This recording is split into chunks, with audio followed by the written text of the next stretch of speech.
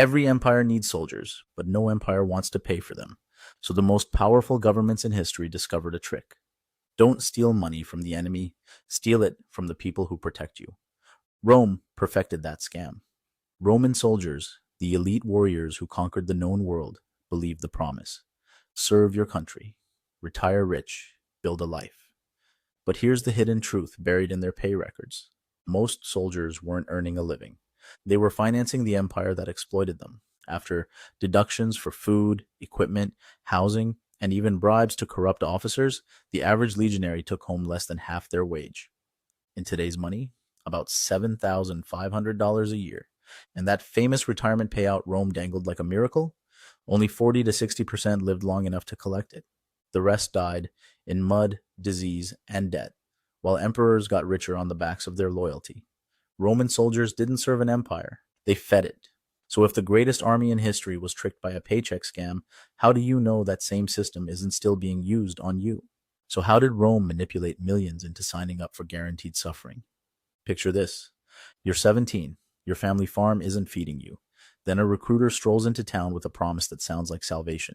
A stipend of 225 denarii a year. Today, about $17,000. 20 years of service plus 5 in reserve.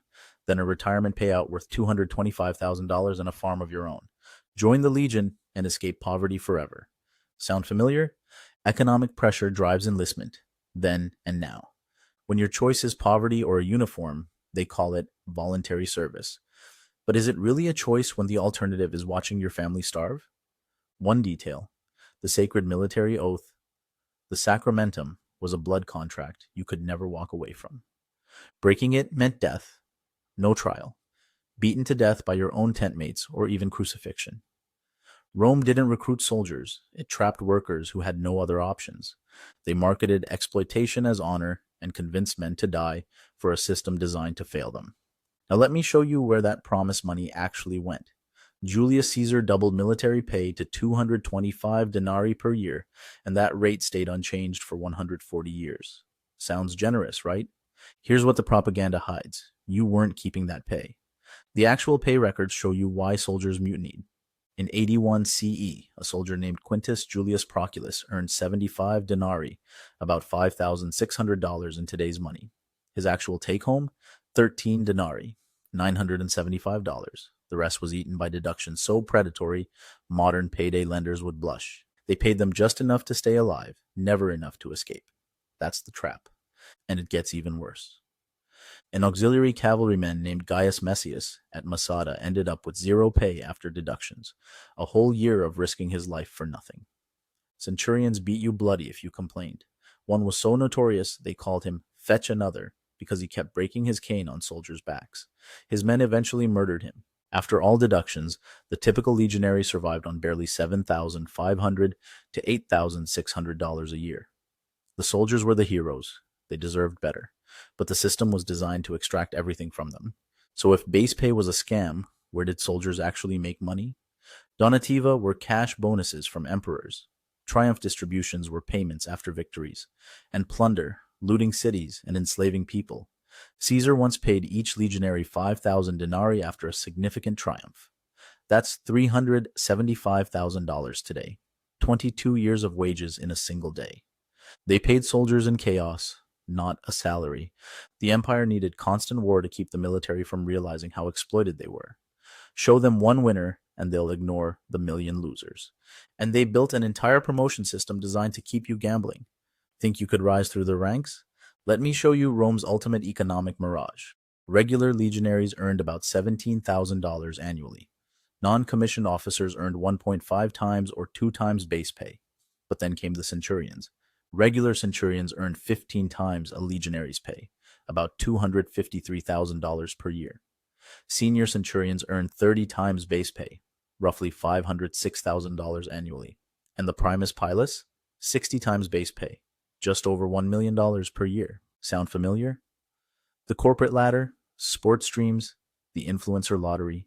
The system pretended to reward merit while encouraging corruption so extreme that officers treated their own men like cattle, all while promising a retirement most would never see.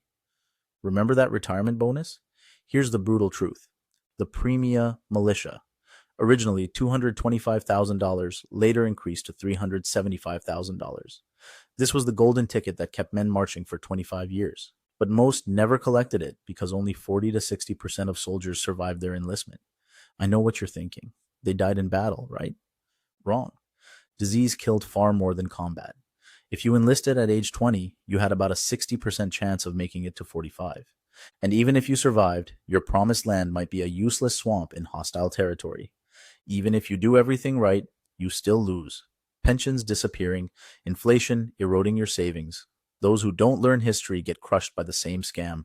And when payments failed, Rome discovered the most dangerous thing on earth, an armed workforce that knows it's being screwed. 14 CE. Soldiers mutinied when they realized they were serving 30 to 40 campaigns despite a 16-year legal limit.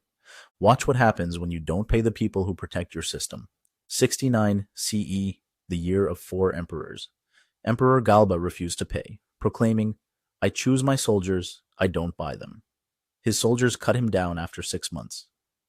Emperor Vitellius couldn't pay, so soldiers butchered him, dragging his corpse through Rome with hooks. When the people who protect a system realize it's a scam, everything collapses. Once the military loses faith, the system has days, not years, to live.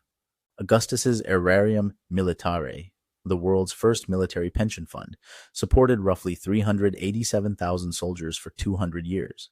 But when your political power depends entirely on keeping soldiers paid, money becomes the only thing holding the empire together, which leads us to the moment everything snapped.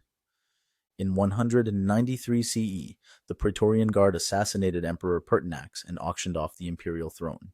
Didius Julianus won, offering each soldier about $469,000. Cassius Dio recorded, "Just as if it had been in some market or auction room, both the city and its entire empire were auctioned off." He ruled for 66 days. When the money didn't show up, the soldiers executed him. One empire, sold like a used couch. This was the financial collapse of trust. And the empire wasn't done collapsing yet. The 3rd century crisis. Over 50 claimants fought for the throne in 50 years, nearly all dying violently.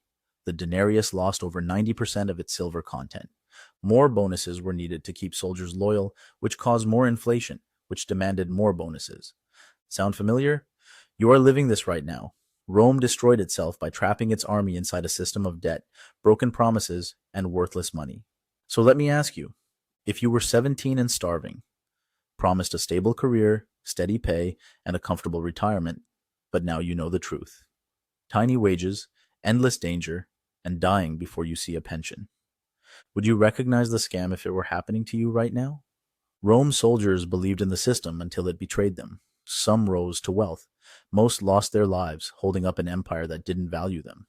History doesn't repeat. It gets upgraded. And if you think this is the worst exploitation in ancient Rome, wait until you see the truth about gladiators. What if the blood sport economy secretly powered the empire? And today's entertainment industry does the same.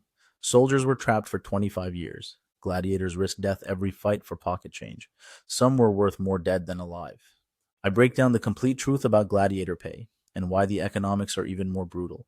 You should watch that video right here now.